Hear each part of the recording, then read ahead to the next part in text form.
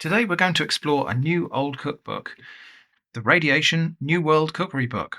So I picked this one up in a charity shop for £2.50.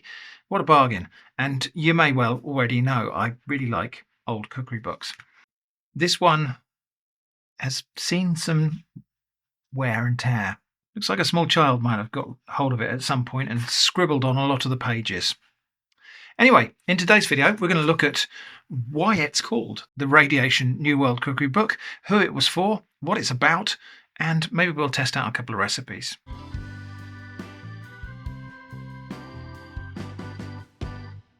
So to start off with, this was a book that was published to complement a range of gas cookers which used a system of control called Regulo, which is commonly known as gas mark these days, and it's a gradient of controls that you'd have on a gas cooker. Let's see if I can find a page about it. Here we are.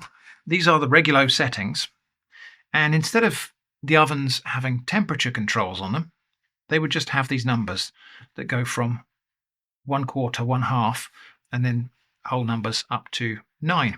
As I say, commonly known as gas mark these days, but back when they were first introduced, they were called Regulo. And this was a scheme that was kind of invented by a consortium of gas stove manufacturers. One of those manufacturers was called New World.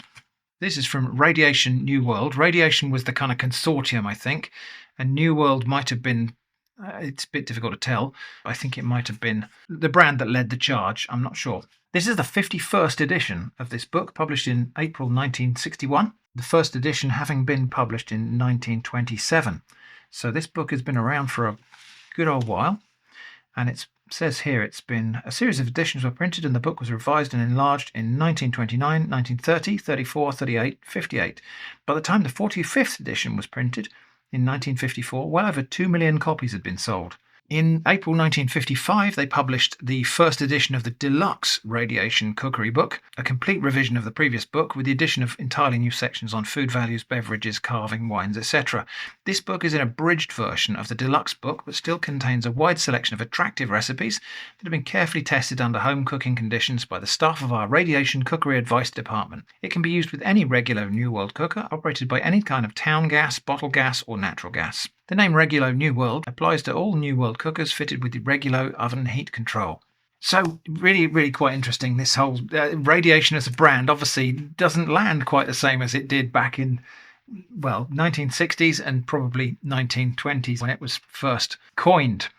Anyway, this is a cookery book. It's a very comprehensive cookery book about generally British cookery, and it serves as quite an interesting snapshot of cookery, well, in this case in 1961, but a lot of these recipes go all the way back to the 1920s. So this is 20th century British cookery.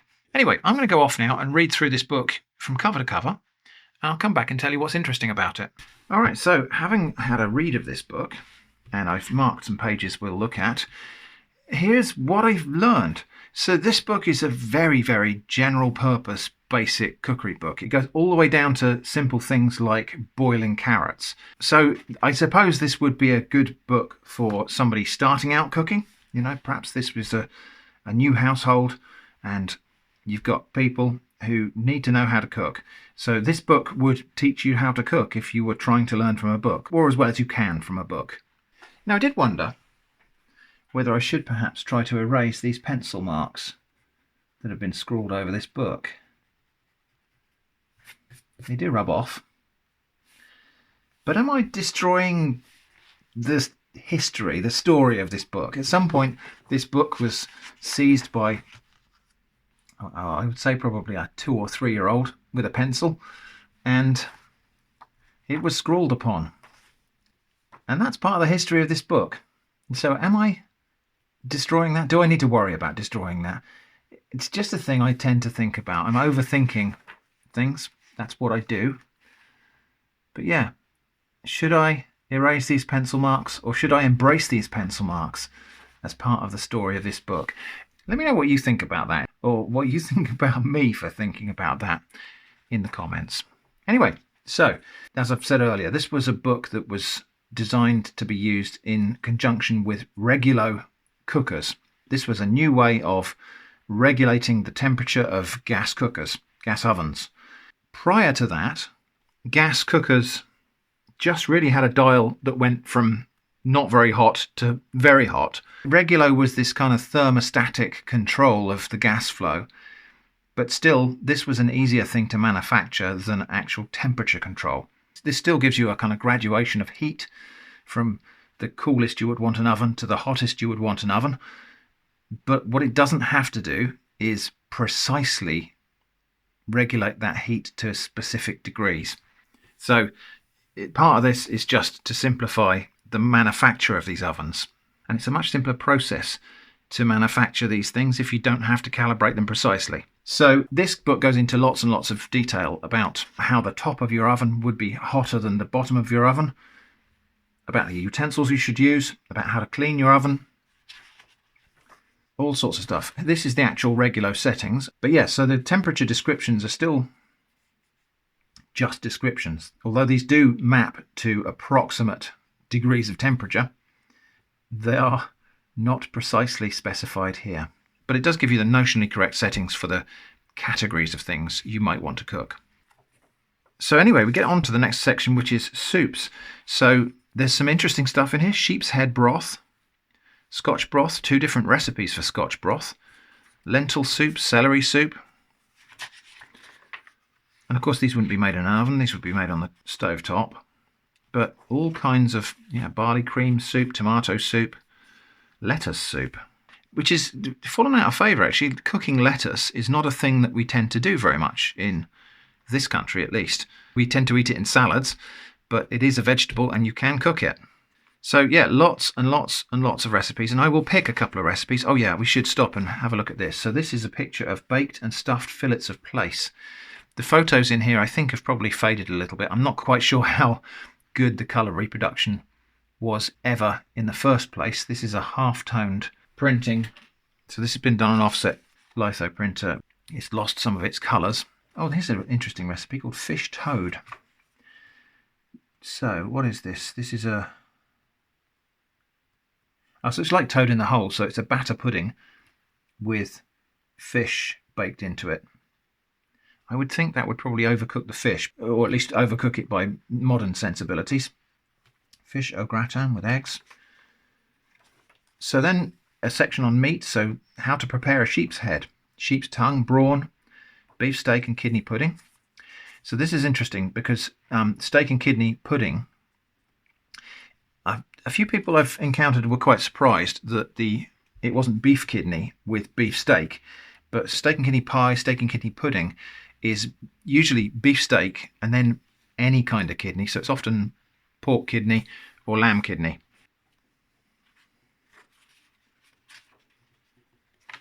Calf's brain fritters, calf's sweetbreads, liver and bacon, fillets of beef with tomatoes. So this is really very traditional British cooking. Brown stew, Exeter stew, stewed kidneys, Lancashire hot pot, stewed sheep's heart. So these are the recipes that probably would have been in our national cuisine before it all got messed up by 2 world wars and rationing and the Great Depression and everything else. And our cuisine here in Britain, which often is the subject of derision from people who don't know it well enough, recovered in a way that composed it differently after it recovered from those great shocks. And so a lot of these old recipes have just been forgotten or discarded or set aside. One point of interest here actually, and I've mentioned this before, here is cottage or shepherd's pie, and it specifies 1 pound of cold meat with 1 to 2 ounces of cold ham, bacon or tongue. So it doesn't specify the meat, and that is because up until the end of the 20th century, this whole thing about shepherd's pie has to be lamb, cottage pie is beef, didn't exist. That convention came into existence at the end of the 20th century, and now people think that's a traditional rule, but it's a modern convention. This one's got cold meat, so this is the traditional shepherd's pie or cottage pie, which would be made from leftover cold meat from a roast. There is a poem about that. I'll see if I can find it and I'll insert it in the video here. But yeah, shepherd's pie was a thing that you would make from leftovers, not from minced beef or minced lamb. Anyway, onward. The book has got sections like this. So this is a section for poultry and game. It's got these general purpose guides. So this is the preface to the poultry and game section, and it's got loads of kind of theory stuff about skinning rabbits, about plucking pheasants, plucking game and drawing them, washing them, stuffing them, trussing, guidelines for roasting times by weight, the traditional accompaniments for game and poultry, so stuffings and dressings and so on, and then methods, so boiling, steaming, stewing, and then it gets onto the recipes. So we've got things like jugged hares, stewed pigeons, rabbit pie, onto vegetables, and again this theory section, and it's all good stuff actually. Vegetables should be as fresh as possible. A green vegetable that's taken 3 to 7 days and getting from the field to the kitchen will have lost half of its vitamin C in the process. Sound stuff. Every opportunity should be taken to serve vegetables raw. However, it's important to note that the tearing and bruising of tissues produced by grating leads to very quick loss of vitamin C, and shredding with sharp knife is much to be preferred. So good theory here, although it's worth saying there are some more recent discoveries, like cooking tomatoes, for example, makes some of the other nutrients in them more available to our digestion. Onward, another delightful picture of curried eggs. Again, this photograph has lost some of its colour fidelity over the years, I think. There aren't very many colour plates in this book. There's another one there for some tartlets and treacle tart. And yeah, these obviously are printed on a different process and inserted into the book. So they're only even printed on one side on glossy paper. The rest of the book is printed on cheaper paper. Puddings. And this is where we have to show the pudding disambiguation table. Pudding in the United Kingdom means just about anything. Here's an incomplete list of the things that have got the name pudding attached to them. Not even exclusively sweet dishes, not even exclusively things that have got a pudding texture. It includes cakes, it includes sausages, as well as milk puddings and as well as steamed puddings. Anyway, some interesting stuff in here. Bachelor's pudding, black cat pudding. So this is a steamed pudding where raisins are put into the bottom of the dish and then the pudding mix is put on top, which is a batter. And then that's steamed in a dish, and when it's turned out, because you invert it, the raisins which had sunk on the top. So black cat pudding. Bread pudding, not the same thing as bread and butter pudding, although similar recipe but different end result. Bread pudding is more like a cakey, fruity cake thing. Bread and butter pudding is a dessert you would eat with a spoon. But both of these things I've made on previous videos, so links in the video description if I can remember to put them in there. Cabinet pudding versions 1 and 2. So cabinet pudding, I wonder what this means actually. I wonder what they mean by cabinet. I wonder if this means this is made from things you might have in your kitchen cabinets, or whether this was served in some government cabinet context. Christmas pudding, free Kirk pudding. And then we get on to sauces. Again, a little bit of theory here, but these are all your classic sauces like bechamel and cheese sauce, which starts with the white sauce. Brain sauce, which is made by mixing half a pint of white sauce with brains. You know, because obviously shrimp sauce. Maybe I should make shrimp sauce. There's another thing which people get confused about in British terminology. People say, "Oh, but don't you call them prawns in England?" No, we do, but also shrimp is a word. So shrimps and prawns. Shrimps tend to be the smaller species of crustaceans, like brown shrimp, which I've caught and cooked myself. Prawns would tend to refer to the bigger ones, but this isn't a case of we say prawns, the rest of the world says shrimps. This is a case of the rest of the world has their terminology, we use both. There's a lot of examples in English where that is the case. So we've got both words. People in other parts of the Anglosphere only use one or the other. Anyway, onward. So we're on to whole dinner menus now. So this is a menu. So roast loin of pork with applesauce, roast potatoes and boiled carrots, and then a lemon curd roll to finish. And so this gives you the recipes for the things, but also gives you the positions that they're going to go in the oven and the timings as well, which is quite interesting. So I don't really think very much about this, but I kind of do this unconsciously because I've been cooking for years and years now, and so you just kind of get a feel for it. But if you were starting out cooking, and this book is definitely targeted at people who are beginning cooking and want a reference. So you've got all the different timings. So if you want to serve lunch at 1 o'clock, here's your timetable. So starting at 11:10, where you arrange the grid shelves in the oven and turn the regulo to mark 6, you put the meat in, you put the lemon curd roll in, you remove the lemon curd roll at 12:05, and at 12:55 you turn out the gas and remove the meat and vegetables. So yeah, it's quite a useful idea for a book that's trying to be as comprehensive as it can to give you the whole template for a meal. Because I think once you'd practiced this a few times, you'd then get the feel for it, wouldn't you? You'd get the idea for how to do it. I never really think about this. On to bread rolls, cakes, yeast mixtures and scones. Kensington roll. What is Kensington roll? So this is like a Swiss roll by the look of it. So it's a thin cake baked in a Swiss roll tin, but it's a yeasted one. And then it's got almond icing and rolled up, and then glazed with glacé icing and glacé cherries. So that's going to be a little bit like a Bakewell tart vibe to it, almonds and cherries and glacé icing, but in the form of a Swiss roll. That might well be one that we attempt to make here, actually. That's an interesting idea. Brown scones, Sally Lunn's, drop scones or Scotch pancakes, cakes, we've got Easter biscuits, ginger nuts, Paisley bannocks, Grantham biscuits, Lincoln ginger biscuits. These are all things that you don't hear about these days. So lots of recipes in here that probably have just fallen out of common circulation. So this is a fantastic reference for that sort of thing, for a snapshot of history. And then we get on to preserves. So the assumption here is that people would make their own jam. And so there are all these different recipes, including, of course, there's going to be a theory bit at the start, typical method of making jam, there we go, and some rules on the kinds of different fruits that have got pectin and haven't got pectin.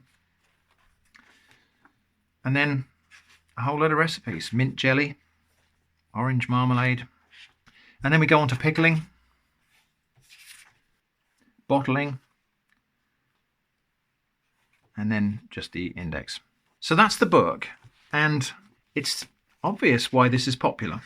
Look at all the different editions this has been printed in.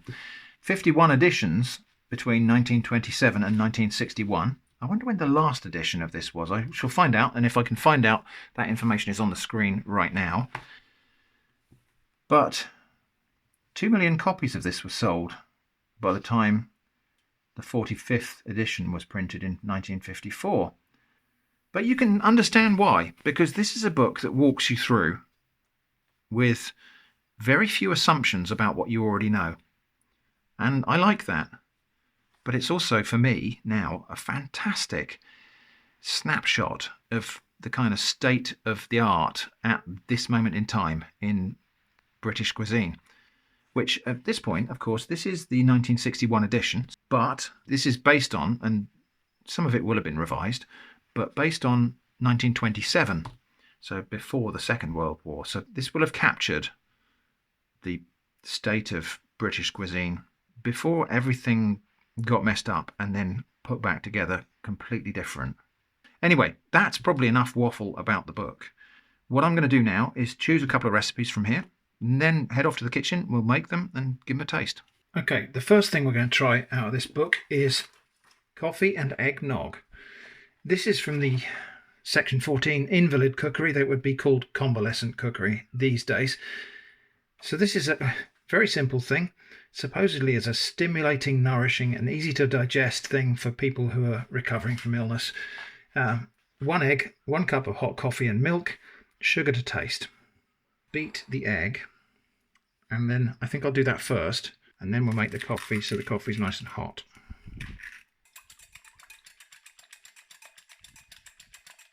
So probably worth noting that eggs in this country, if they bear the lion mark, are usually considered safe to eat raw, as long as you don't have any immunodeficiency, those sort of issues. For most people, eggs in the UK are edible raw. That's not to say you might enjoy them raw. Anyway, I'll go make a pot of coffee now. All right now.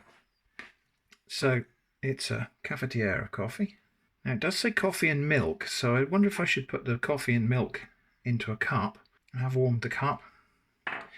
The other thing to note here is that we are adding hot coffee to eggs here. So there is a notion that the heat of the coffee will partly cook the eggs.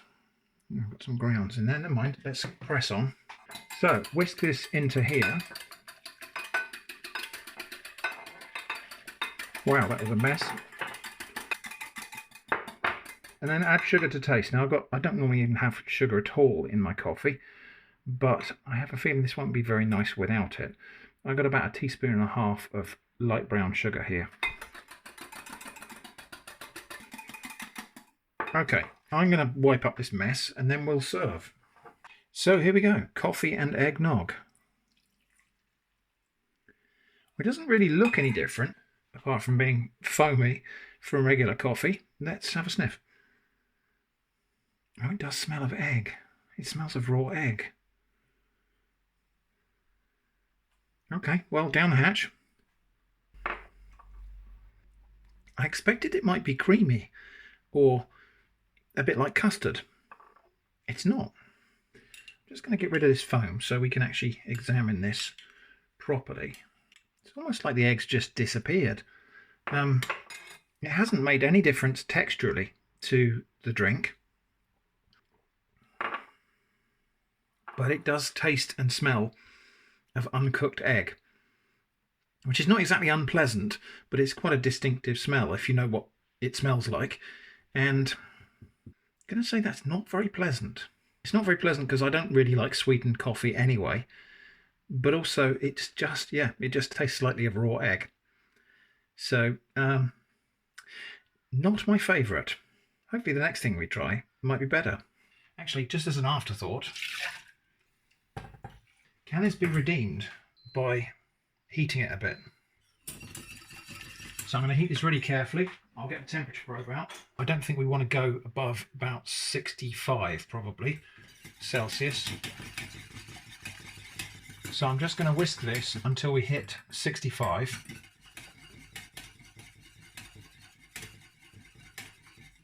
Okay, it's coming up fast now, so I'm going to turn the heat down. Oh, I can feel it starting to thicken a little bit now. We're up to 57, 58, 59, 60. Okay, I'm taking it off now because, well, the bottom of the pan is probably still going to continue heating it a bit. So I'm just going to hold that. So, cooker off. So that's gone up to about 63, 64 Celsius. I think we'll have a fresh cup. Well, it does actually look different. It looks a little bit creamier. And it doesn't have that raw egg smell anymore. Yeah, and it does taste a little bit more like custard now. So that's more like a kind of very mild, creamy egg custard. So it could be that I just did the recipe wrong. I put the hot coffee into a cold jug and I put cold milk in. It might just be there wasn't sufficient heat in the coffee that I added to the egg to do the thing it needed to do. But yeah, warming it in a pan up to about 65 degrees Celsius, whisking it. I still say, that's not my favourite drink, but it is drinkable. It's weirdly, when you put sugar, milk and egg with real coffee, it makes it taste like artificial coffee, like coffee flavour, like really cheap instant coffee. So it doesn't taste exactly great. So Not great, not terrible, not my cup of tea. Hopefully the next thing we make will be better. A lot of the recipes in this book don't make any mention of the regulo system, just by the nature of what kind of recipes they are.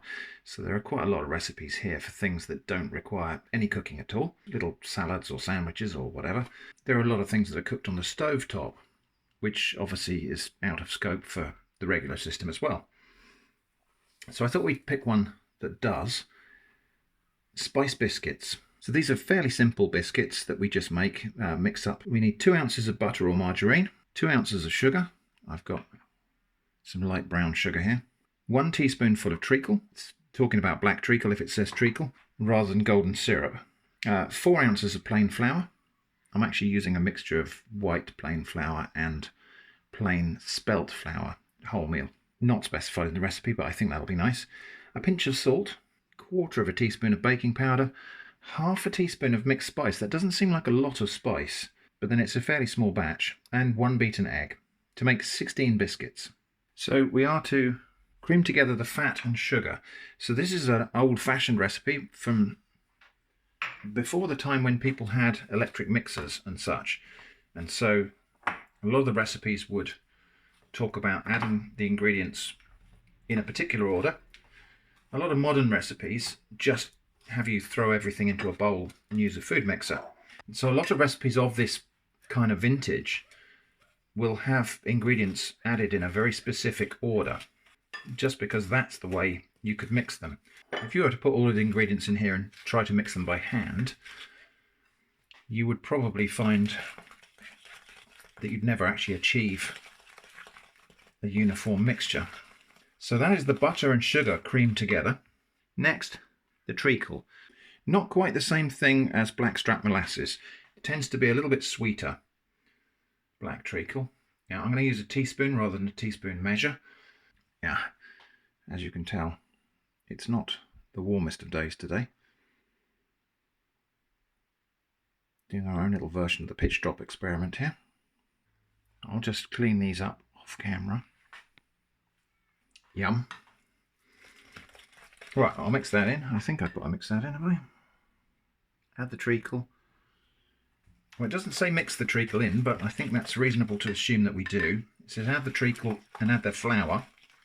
Add the sifted flour. Okay, so we will sift it into there. Sifting flour is often specified in older recipes for a variety of reasons. It was believed that sifting the flour would make your cakes lighter. And that may actually be true because, now that's just the bran. The purpose of sifting here was not to remove the bran from the flour. It would have been to remove lumps from the flour or clumps, or to break them up. The flour that comes out of our flour bags from the supermarket these days is probably already better sifted and better aerated than flour would have been back in those days. I should say actually that my spice and baking powder and pinch of salt was added just before the flour in a clip that the camera wasn't rolling for. So the spice and the baking powder are combined in here. I didn't forget them. I just forgot to press record. We've got to put some beaten egg in here. It doesn't say how much. It just says enough to make a stiff dough. So we'll beat an egg. But I feel like already we've got a texture here that is looser than a stiff dough. So it says enough beaten egg, so we'll have a little bit. That's about probably 1/3 of an egg. So I'll mix that in. I wonder if it has to stand for a bit for the egg to hydrate the flour. I don't know. To me, that seems like that needs probably another couple of ounces of flour at least. That is a stiff batter. We're supposed to roll this out with a rolling pin and then cut it with a cutter. I can't see how that's going to happen. So, what do we do now? Well, I think probably what we actually do is add a bit more egg. So it's about half of the egg in total. Mix that in, and then I'm going to add another 2 ounces of flour and probably a bit more spice as well. So we'll have about another 1/2 teaspoonful of mixed spice. And I think we're going to want like another 2 ounces of flour. So I'm working in ounces because that's what the recipe says. An ounce is about 27 grams. So we'll have an ounce of this wholemeal spelt flour and an ounce of plain white. Anyway, so that's now 6 ounces of flour in there. That's not going to roll out with a rolling pin. So what do? I think it's going to be that we make drop biscuits. So we spoon this on to the tray, and I think they're going to spread a bit. Now, because I think they're going to spread a bit, I'm going to use this tray that's got a rim, and we're going to be back to making quenelles again, for no particular reason other than that's a fairly good way to get consistent size pieces. So it says cut them 1/4 inch thick with a 2-inch cutter. So I think that's about the amount that you'd get from that. Okay, we're going to try 2 different size drops. These are about 2.5 to 3 tablespoons of the mixture. These are about a tablespoonful each. So it says bake for 20 minutes. I'm going to put them in 155 because it's a fan oven. So 160 would be their kind of more precise conversion for gas mark 3, regular 3. But it's a fan oven, so I've dropped it down to 155 for 20 minutes. Right, so big ones on the top, smaller ones on the bottom. It says 20 minutes, but I'll set the timer for 15 and check. Okay, confession time. It's my mistake. It's too late to correct it now, though, because the biscuits are in the oven. It says 2 ounces of butter or margarine. And despite reading this recipe multiple times before setting off, I weighed out 4 ounces of butter. So I've got 4 ounces of butter and then 6 ounces of flour in my recipe, and probably a teaspoonful of spice instead of half.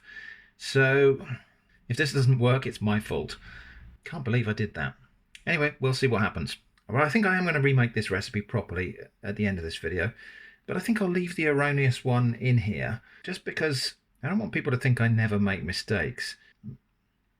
I don't want people to think I don't think I ever make mistakes. Anyway, so yeah, those didn't spread in the oven. They baked a little bit like rock cakes. And so actually what I've done is taken them out halfway and squished them with a spatula. And they look all right, but we'll see. The remaining egg, by the way, I've just cooked it in the microwave. Eva can have that for her lunch. Okay, well, time is up. I did give them the full 20 minutes. Let's go and get them, see what they look like. So these are the smaller ones. They look okay. I don't think they look like what they're supposed to be, but they haven't not worked. Obviously, when I put more flour in, I didn't put more sugar in. So these are probably going to be a bit undersweet. And these are the bigger ones. These are a little bit soft, so, but I think they are done. Yeah, a bit soft in the middle, but they're cakey rather than biscuity. Anyway, right, I'm going to let this cool down and we'll give them a taste, but I am going to remake these. The reason they're all irregular and cracked is because I squished them midway, because they didn't spread like I anticipated they would. So the next recipe I'm going to try is this one, stuffed eggs, anchovy eggs. And let's read the recipe properly this time. So I need 2 hard-boiled eggs. Let's just go and get those. For this recipe, we do need 2 hard-boiled eggs. So this is happening earlier. I'm just going to put on a pan of water to boil. Water's coming up to a boil now. So I'm actually going to put 3 eggs in here because one of them's just for some other purpose that's not part of this video. And then that goes on for 11 minutes. These eggs are not refrigerated, by the way. We generally don't do that here. Time's up. So these eggs now come out straight into cold water, some very cold water. I haven't got any ice. I'll probably just go and run that under the cold tap to circulate that water to make sure those eggs get chilled down quickly. That's the factor, I think, that stops the yolks getting that weird greenish grey film on the outside. By the way, 11 minutes is what I reckoned on for medium-sized eggs that have been at room temperature. If your eggs are in the fridge, you might think about an extra minute. If you're using large eggs, you might think about an extra minute. So 2 hard-boiled eggs, 1 ounce of butter or margarine, 2 anchovies, anchovy essence, cayenne pepper, small cress, 6 round pieces of buttered bread, 1 tomato and anchovy fillets. So 2 anchovies and anchovy fillets.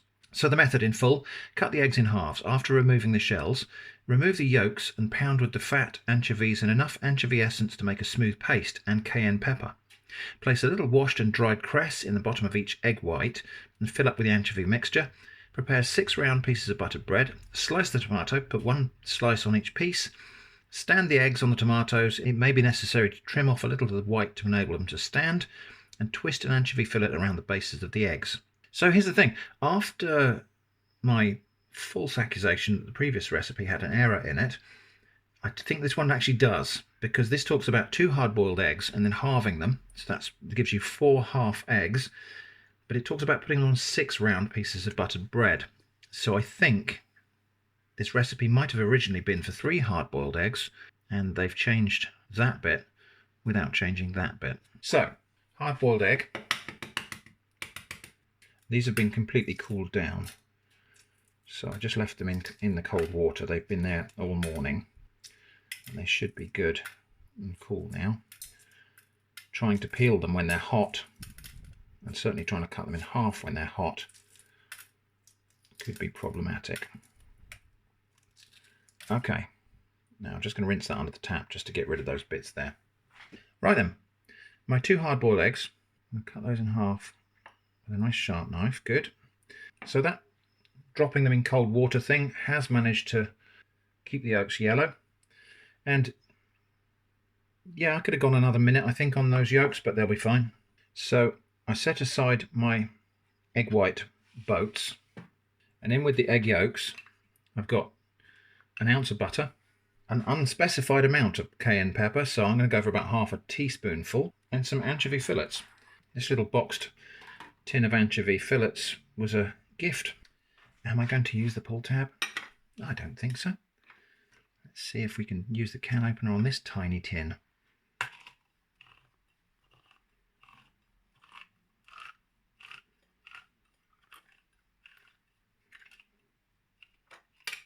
Now in here we want 2 anchovies, so that's, well, it's hard to see where one ends and the other begins. Right, so I'm going to put all of that in there. Okay, so we've got to mash this together now. The butter, the egg yolks and the anchovies to make a paste. Now I don't have anchovy essence as such. I've got Worcestershire sauce, which is made from anchovies, so that's what I'm going to use. Just a little dash of that in there.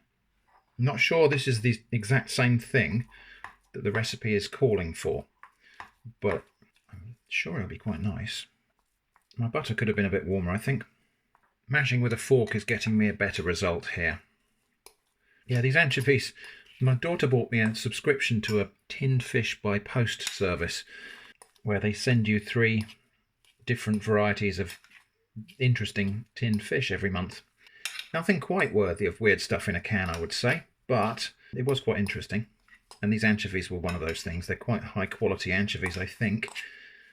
And that might be why I'm having trouble breaking them up, actually. I'm just going to keep going until I can't see any streaks of butter in there. So for my bread, I'm only going to make 4 rounds of bread because I've only got 4 half eggs. The rest of that bread won't go to waste. I'll probably toast that and then blend it up to make breadcrumbs, stick them in the freezer. Have breadcrumbs when we need breadcrumbs sometime. I'm to butter these pieces of bread. Maybe I should have buttered the whole slices before I cut the circles out, but then that would interfere with my breadcrumb plans. Then we are to cut 4 slices of tomato. So the recipe specifies small cress, and I'm pretty sure it's just talking about salad cress as distinct from watercress. So I've washed and dried some cress here, or dried as best I can, as per recipe. And then we put a little bit of cress into the bottom of each egg. And then this mixture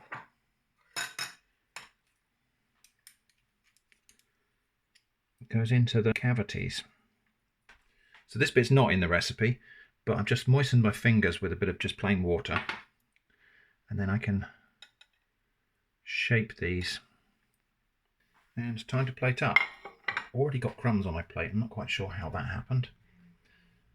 And my video light's gone off. That means I've been wittering too long. I need to put the anchovy on before we put the egg on, I think. And then a little bit more cress for garnish.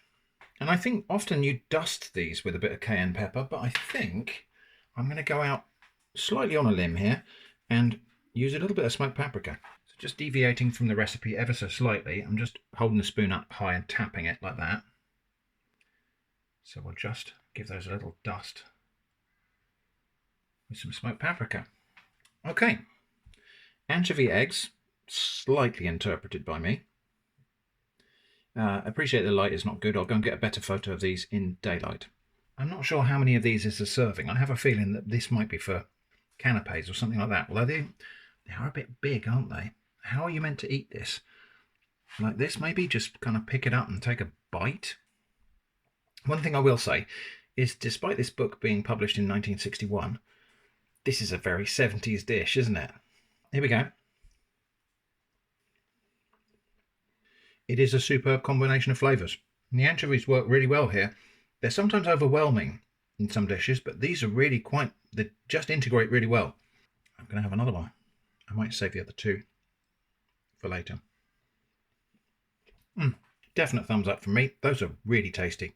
Spice biscuits, take 2. Let's do that again, shall we? Properly this time. So I've got 2 ounces of butter and 2 ounces of sugar, which I'm going to cream together.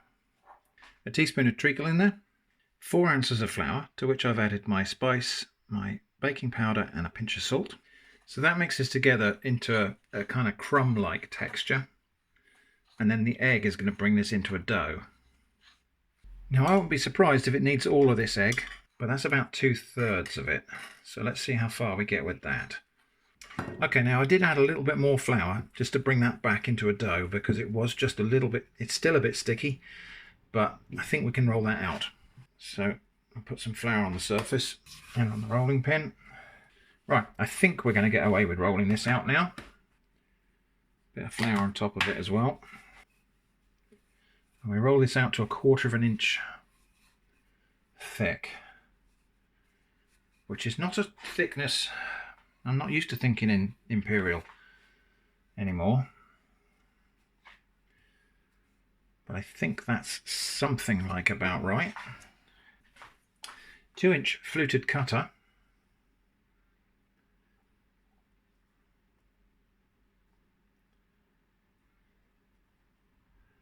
Well, we know if we got it about right because we should get 16 out of this. We might have to re-roll some scraps. Just use a palette knife to transfer those to the tray. Second batch with the scraps just re-rolled, and then we have to do this diminishing returns thing where we roll the scraps up again and just have one more go. Alright, so I think we cut them the right thickness because that is 16 biscuits there. Those now go in the oven for 20 minutes, but again I think I'll just start with 15. Alright, so here's our second batch, made actually according to the recipe. I'm probably just going to leave these on the tray for a moment just to firm up before I try to move them off. Just in case they're a little bit bendy. I'll just loosen them. And I'll let them cool flat like this on the metal tray before transferring them onto the rack. But yeah, I think that's what they're meant to look like. Now, there are a few imperfections here. So we've got some little bumps here. I probably, if I was going to make these again, I would dock them with a fork. So when you buy biscuits in the shops, often they've got a pattern of holes on them. That's because they've been docked, and that's to prevent this uneven sort of bubbling and blistering that can happen in baking. Just because if there's a little tiny clump of baking powder somewhere, or just an air bubble, it will create that sort of irregularity. But if you dock them with a fork, then that's less likely to happen. Anyway, if you're looking for perfection, you're in the wrong place. These look like they're going to be okay though. Let's wait for those to cool, and then we will taste them in competition with these abominations. Okay, well, Jenny has very kindly agreed to be my guinea pig for some of these biscuits. So there are 2 different varieties of biscuit here, and we're going to taste them both. There are large and small of the ones here, but these are all the same. Well, this one here, I'm just going to see, it does have a nice snap to it. It's a softish snap. A bit ordinary, to be honest. Is there ginger in them? There's spices in them, but not a huge amount of spice, just half a teaspoonful in the batch. So quite nice. The dunk test. Do they dunk?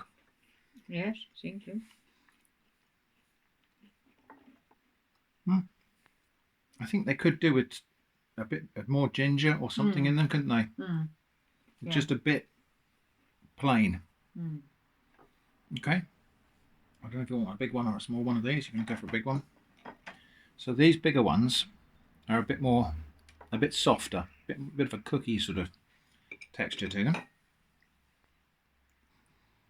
Less of a spice flavour to these, I would say. But they are quite buttery. Yeah. Quite nice actually. These are made with half brown flour, so there's a bit of a nuttiness to them. Nice soft middle to them. Okay. So, do you have a favourite out of the 2? I like the soft ones. You prefer the second one? That's interesting. I think I do too, although I think I would still like the second one to have a bit more spice in it. So, in case it wasn't obvious, I don't know if Jenny realises this, so the first ones we tasted are the ones made exactly to the recipe. The second ones we tasted, the irregular, weird, softer ones, are the ones where I messed up. But those are the ones we preferred eating.